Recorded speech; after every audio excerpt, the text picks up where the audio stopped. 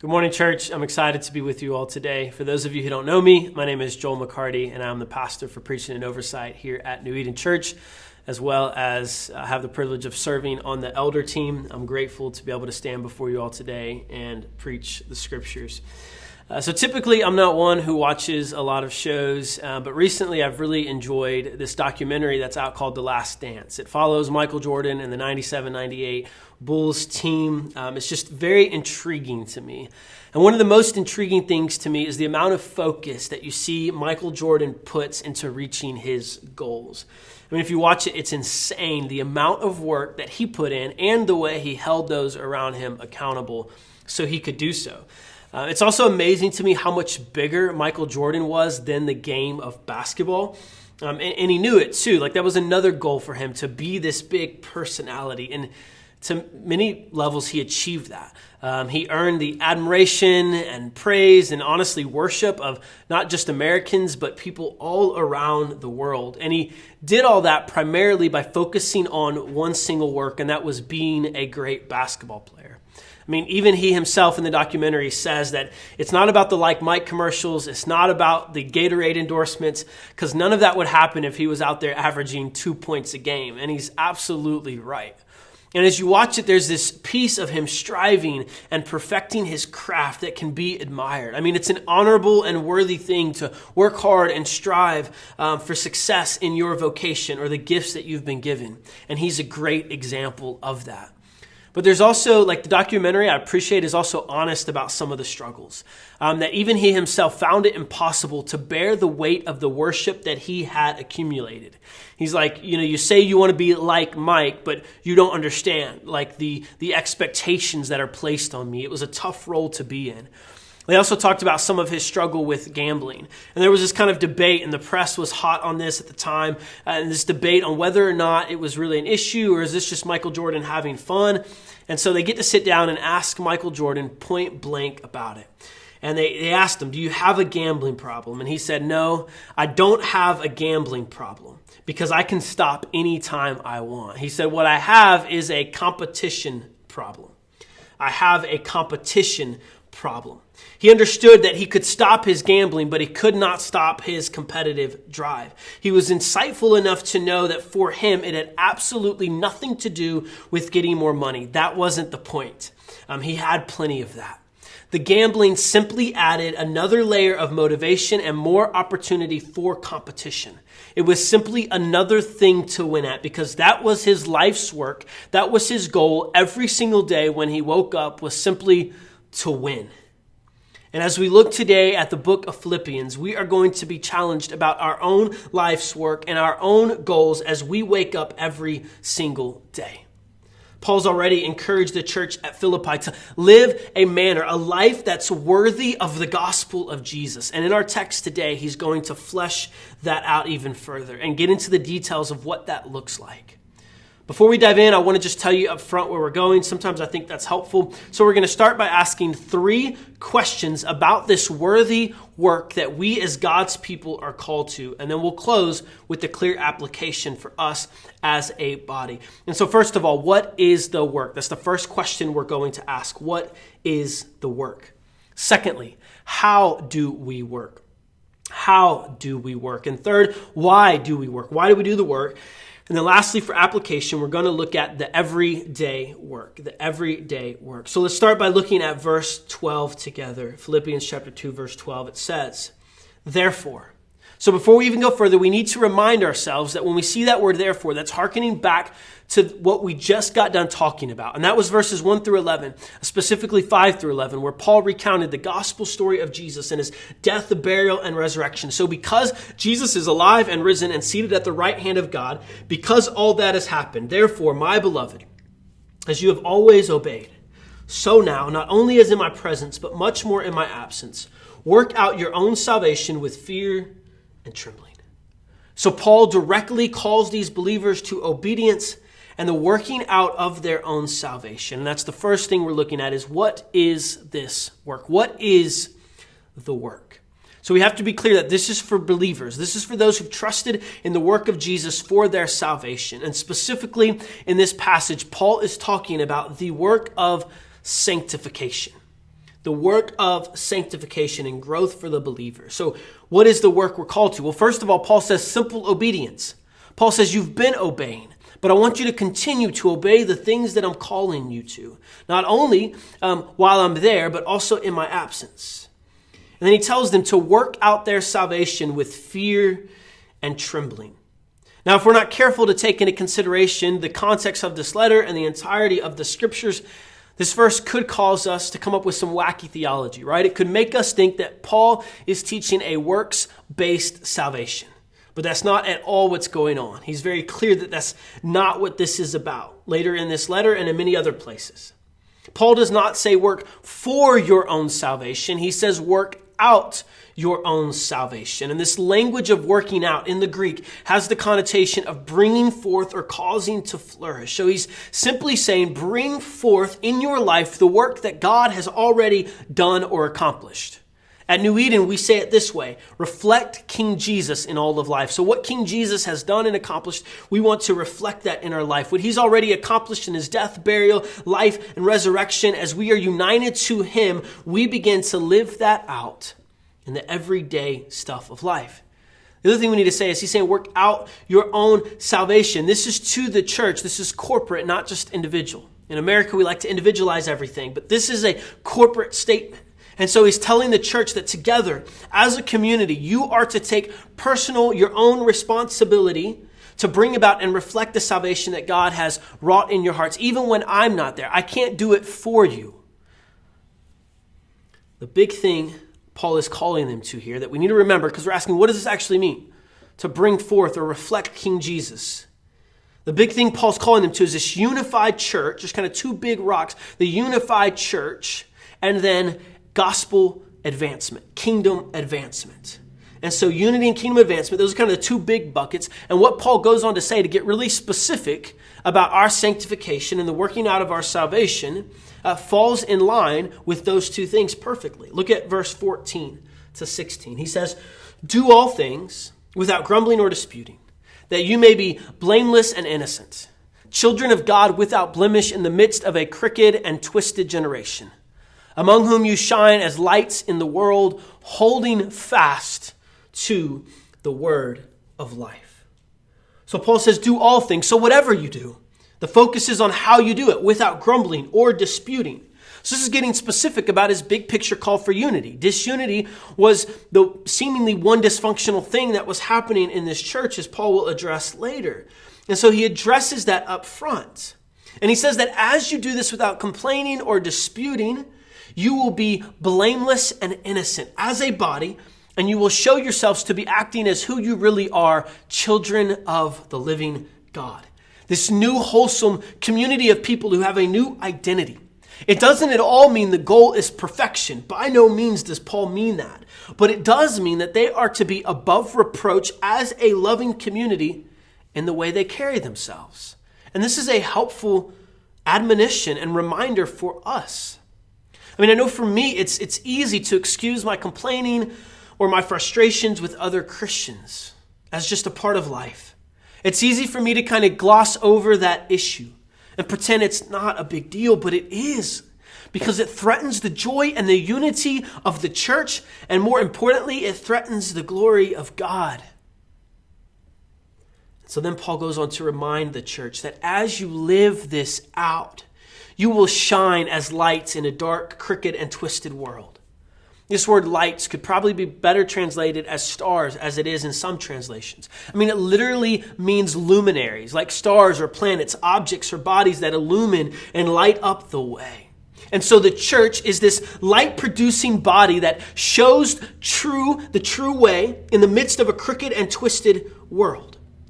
And as they do this, they hold fast or hold forth the word of life. This Greek word for hold fast can mean to hold on to, but it can also mean to project or hold forth, proclaim the word of life. And some translations actually use that language. Personally, I lean towards the holding forth translation because contextually, Paul's talking about being stars in a shining world. He's talking about the evangelistic element of the church, that outward-facing element that desires to show the way to the world around them. So I think that's probably more accurate. And so he calls them, in either way, but he calls them to love the world and offer this message of hope and light the way. So they live in the tension of recognizing that it's a crooked, twisted, and lost world, but still loving the world around them and wanting to see them come to the knowledge of the truth. This allows us to live in the world, but not be of the world. This is how we can seek the good of the city or our country or the world without placing our hope in her for deliverance. And then Paul goes on in verse 17 and 18, which we won't read for the sake of time, but he basically tells them to rejoice and be glad that they mutually together are suffering for the sake and sacrificial offering for the sake of the faith of others. That together they're both suffering together, but they also can be glad and rejoice in their being poured out because they trust the resurrection of Jesus. And so this is a lot. Like we just kind of fire hose, 30,000 foot view. We could have preached whole sermons on each of those points. It's a lot to think about and maybe a little overwhelming when we think about this worthy work we are called to. So we have to ask, how do we go about doing that? What is the power behind this work? Because it doesn't just happen. There has to be an energy behind this work and how we go about it. And that's the second thing we're going to look at. How do we work? How do we go about this work? Well, let's look closer at verse 12. Paul says, work out your own salvation. We've seen what that means. Now we ask how. Well, the first thing is with fear and trembling. The first thing Paul says is with fear and trembling. That's how we go about it. This is not a fear of the judgment of God. I want to be clear on that. As Christians, we do not dread the day of Christ. We look forward with anticipation to that day. But we can't ignore the scriptures. And we have to be honest about this. There is a sincerity and reverence that comes with the going about the work of sanctification and displaying and reflecting the beauty of our salvation. We understand that this is God's work, the creator, the holy God of the universe. And so we don't go about this work half-heartedly. We don't nonchalantly and flippantly kind of trot along in the Christian life because we think it's a great idea. Maybe it'll make our life better. No, there is a seriousness and a sobriety with which we attack and fight sin and disunity and complaining. This doesn't mean we're stoic or angry people, not at all. Read the letter. See how much Paul talks about joy in this letter. It just means that we recognize that the purity of the church and the purity of Christ's bride matters for the eternity of souls and for those who would look into the church and see the city on a hill and the light of the world and see our good works and begin to glorify our Father who is in heaven by the work of the Spirit in their hearts. As Martin Luther says, God does not need your good works, but your neighbor does. They matter. So this begins to give us a hint of the level of sincerity we are to engage the work with. But it still does not tell us where the energy comes from. And honestly, that could just leave us a little hopeless. It might scare us a little bit. It's a sobering thought, but just like Paul and just like the scriptures, it does not stop there without reminding us of some good news immediately. In verse 13, he says, work out your own salvation with fear and trembling. And then he goes on to say, for it is God who works or energizes you both to will and to work for his good pleasure. Paul reminds them immediately that God is the one doing the work. Lest the church falls into the trap of believing that it is up to them to figure this out on their own, he reminds them of the power and energy to obey. This word energeo, that's the word works here. God works, he energizes in you. That's where we get our word energy from. It's how we are empowered to do the work. So God is the one who is energizing us. And I love this because he doesn't just transform us to be able to do the work. So he doesn't just transform our actions. He also transforms our desire to go about the work. He says both to will. So God is the one who works in us both to will and to work. And we can skim over that to will, but that's everything. That's the motivation and the desire and the actual energy behind the work that he's calling us to do. This is all given to us and granted to us by the Spirit of God. He doesn't just call us to actions without changing our affections. God doesn't send you to do the work without renewing your mind and transforming your heart to where you actually want and desire to do the work he's called you to do. It is a joy even in suffering.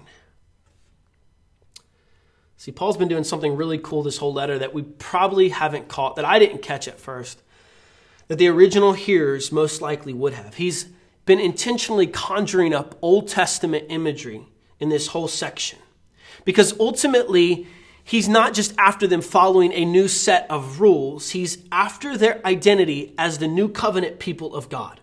Some of this language he's used has maybe been a little confusing for us, right? Fear and trembling, right? What does that mean? Lights in a world, stars in a world.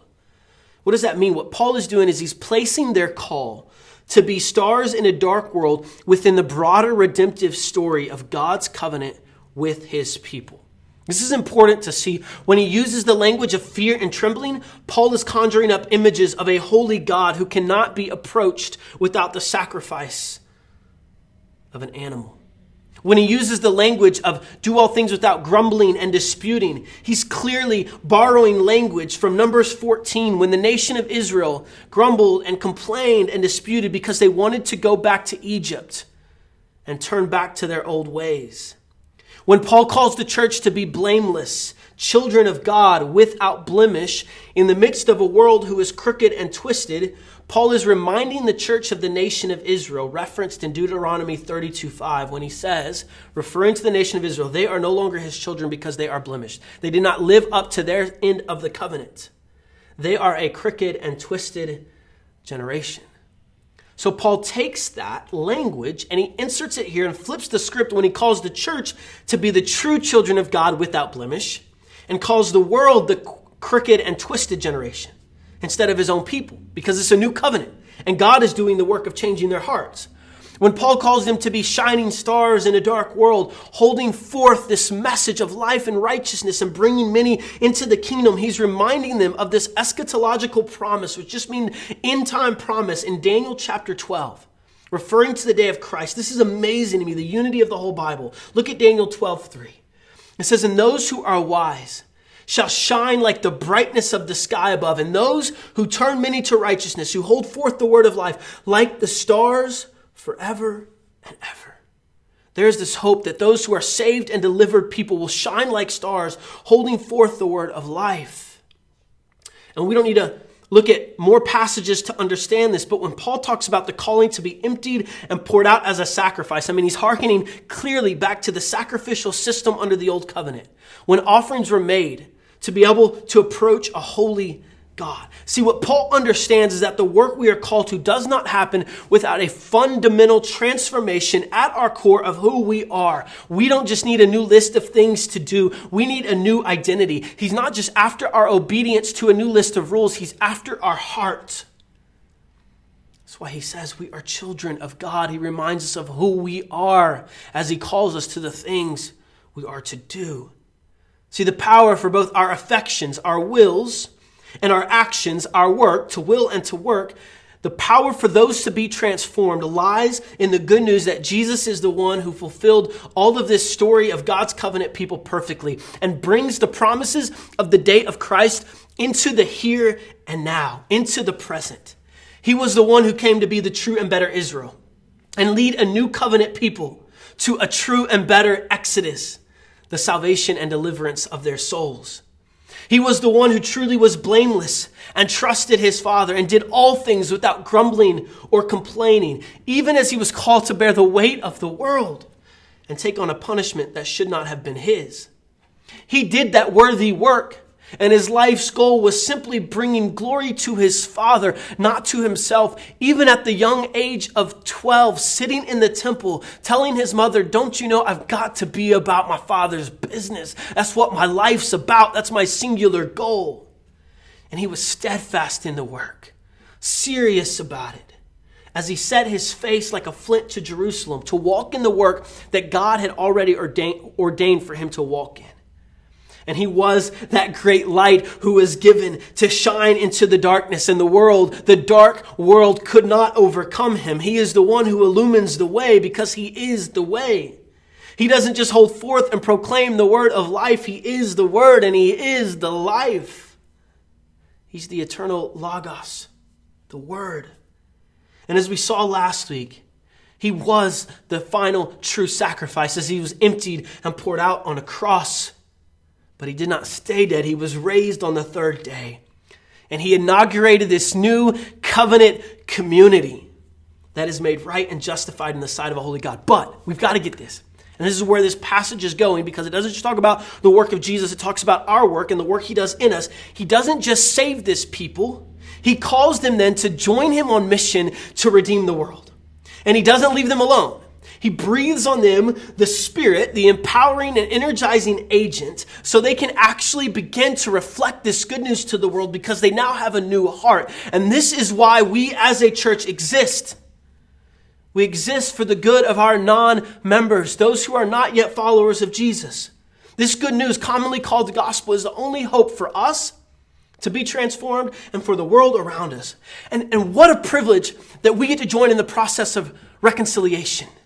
Like, we're the ones who messed this up. We're the divisive ones. And God says, hey, come on in. I'm going to help you bring unity to the world. I'm going to let you play a part.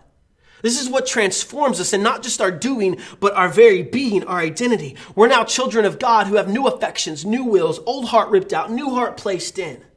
And this will lead us to doing the worthy work. We're not just saved from sin. We're saved for a purpose. And this brings us to our next point. Why do we work? Why? Why do we do all this? Why does it matter? We don't really have time to break it down in the text. I wish I did, but I'm going to just quickly give you 3 motivations for us engaging in this worthy work. The first one is we work for the joy of the world. We already looked at it, but as we live as a unified church, as stars in the world, we do that so they would see this attractive, beautiful picture, this foretaste of the final kingdom that's to come, and they would then fall into worship of Jesus themselves and be invited into our family. So we work for the joy of the world, and we work for the joy of the church, or for the joy of each other. Paul wanted this church to live as a unified church on mission so they would be full of joy. This is a happy thing. And so that even as they're living sacrificial lives, they can rejoice. So we work for the joy of the world and for the joy of the church, but we have to understand both those things are important, but they're penultimate. That means they're less than ultimate. They're not the ultimate reason we work. The last final one is the ultimate reason, and that's that we work for the joy of God. We probably don't think of God as joyful a lot. But what does he say in Philippians 2:13? It is God who works in you, both to will and to work. Why? What's the reason? For his good pleasure. God loves to watch you work for his kingdom. Like, he is so excited to invite you, yes, as unworthy as we are, but made worthy by the blood of Christ, to invite you into partnership with his work in the world. And he's empowering you to do the work. Like, our ultimate motivation for engaging in this work, because it brings God maximum glory and joy and pleasure. And what's so beautiful about this is the secondary goals we talked about, the world's joy and our joy, they're not opposed to that. They're actually made that as we experience more joy in God, he experiences more glory and joy. I mean, isn't it beautiful that God created us for those things to flow hand in hand? And the beautiful thing about recognizing that ultimate goal of God's glory expanding is you can't screw it up. We can't mess it up. God promised his glory was going to flood the entire world. And he's going to do the work, and we're just along for the ride. We get to join the party. As Kevin said a few weeks ago, we just get to go to work with our dad every day. See, that's the difference between a Michael Jordan trying to win everything to maximize his own glory, and us engaging in God's work, seeking to see his glory maximized. We're engaging in a work that cannot fail because God is the builder of the work. We aren't laboring in vain because it's the work of Jesus, and this is incredibly freeing for us. So hopefully we have this big vision of the worthy gospel work we're called to. And just in close, I want to make application. Looking at the 2 gospel example Paul gives us in verses 19 to 30. This is the last thing we're looking at, is the everyday work.